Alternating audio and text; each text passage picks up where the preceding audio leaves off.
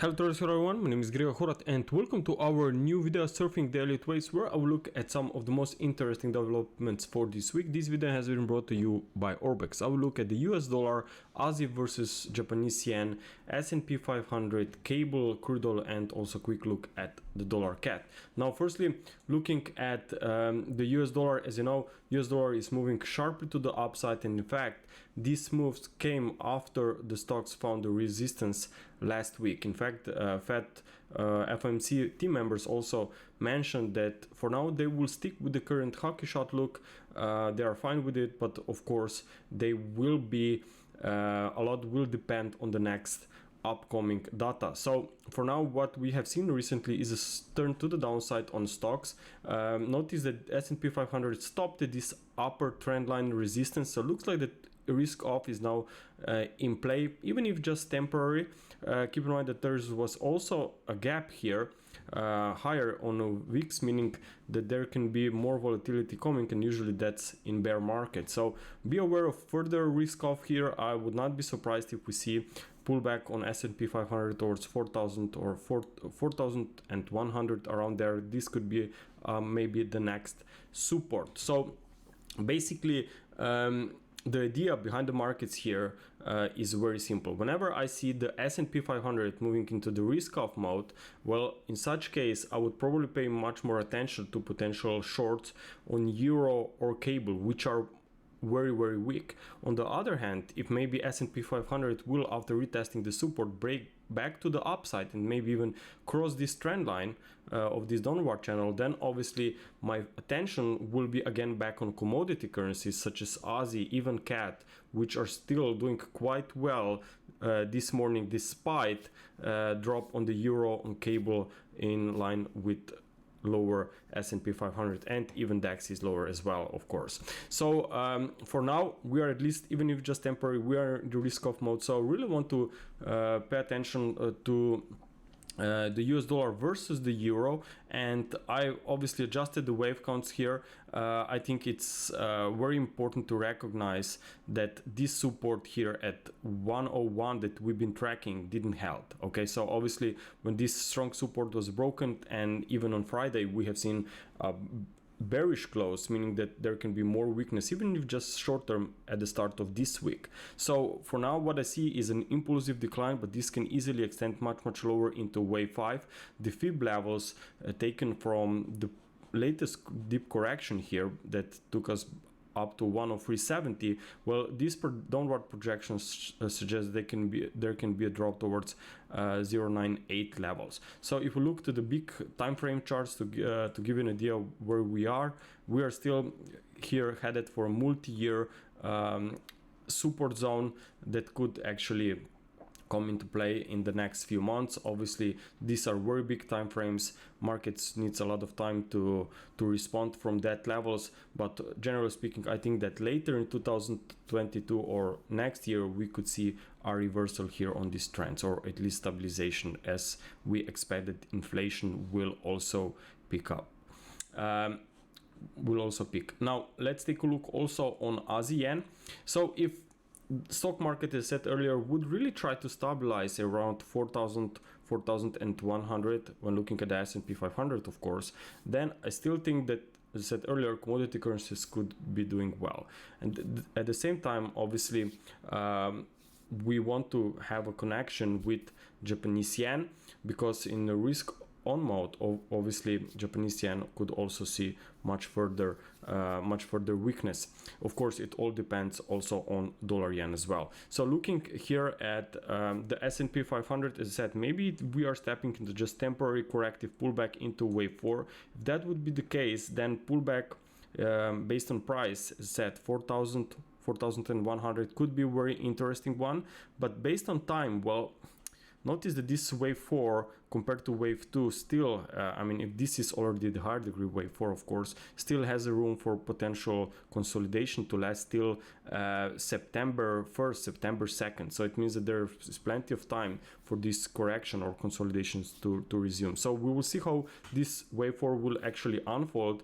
But if we see more choppy, slow price action and in 3 waves or maybe even 5 waves as an ABCDE triangle, then I think that we would have enough data to say that yes, this is correction, that market will continue higher later on. At the same time, obviously, then if we see stocks trying to just consolidating before flying even higher, then I think that ASEAN could be very interesting. Here I have a very nice ABC setback from the high, so we cannot ignore this structure. Is a very clear 3-wave correction. So it's a zigzag in a wave 4, meaning that if I'm looking for a zigzag, it's a completed correction, so more upside could follow after this reversal to the upside, meaning that whole correction should be fully retraced.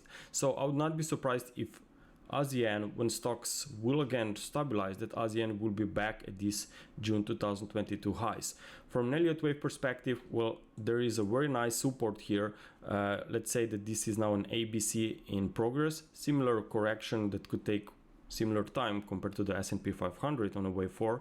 So in such case, the support is around 92.40. So that's a very nice area from where I would be looking for a next push to the upside. So we will see how the market obviously will unfold till we reach these levels, what will happen on the S&P 500 in particular. Now let's take a look also on cable. So in the risk off mode, as said, also pay attention to cable. I mean to pound in general and the euro, because both are very weak. Also in UK, they obviously put the cards on the table and that they said that they are afraid of the recession, that this one could be coming in the UK. So this is something that waits on a bearish side on cable here. From an Elliott wave perspective, what we are looking at is, well, this recent consolidation actually now seems to be like a completed wave 4 and you are headed lower into wave 5. Now 2020 lows are coming around 1.14.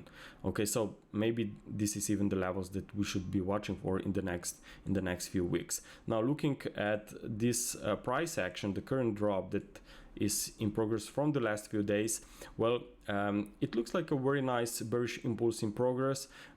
We had some very nice break below this base channel here on the hourly chart, so maybe more weakness could be coming after this wave 3. Notice that wave 4 is something that I will pay attention on as the price action unfolds and as we have more price data to analyze. So I will keep a very close eye on this pair on the next few weeks, few days, because I think that there can be room for further weakness and even maybe some shorts while the market is holding below critical psychological invalidation level here at 1.2.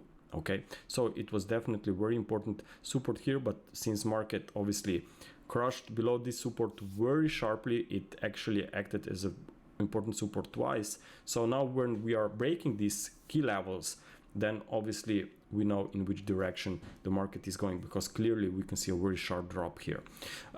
Okay, now let's take a look also on crude oil. Now crude oil is somehow trying to stabilize.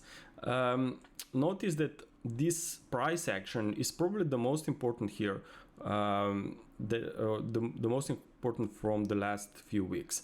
Notice that despite this very sharp drop, well, the current price action is, or bears are looking to be very tired here. Okay, so it's not that aggressive sell-off, definitely not anywhere similar compared to the previous declines. So in my opinion, bears are losing strength here, and ideally that's an ending diagonal, and we know that this is a reversal pattern. So if crude oil could maybe stabilize at 84, 86, around this area, and then we see a rally beyond the previous wave 4 swing high, then you know that bottom is going to be in place.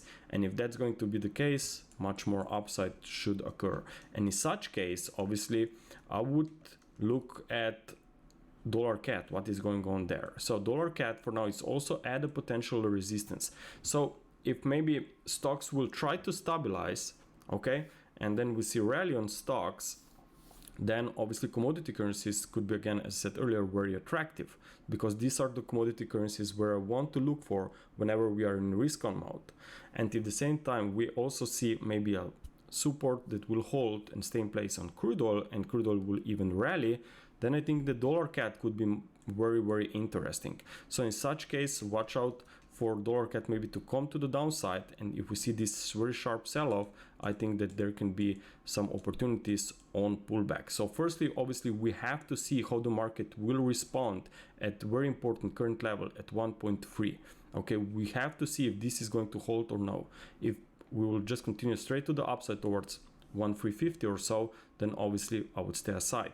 But if we see stocks trying to stabilize, crude oil come also a little bit higher, and at the same time we get this first 5-wave drop, very sharp impulse towards 12850, then I think that we would have a very strong price data to say that yes, that these bears could be back on dollar CAD. So for now, still, these are do or die levels. Don't be too quick on the markets, because currently still dollar is very strong, and it will be very interesting to see if this could also be visible for commodity pairs or no. Traders, thank you very much for your attention. I hope that you enjoyed this video, and talk to you soon. Bye.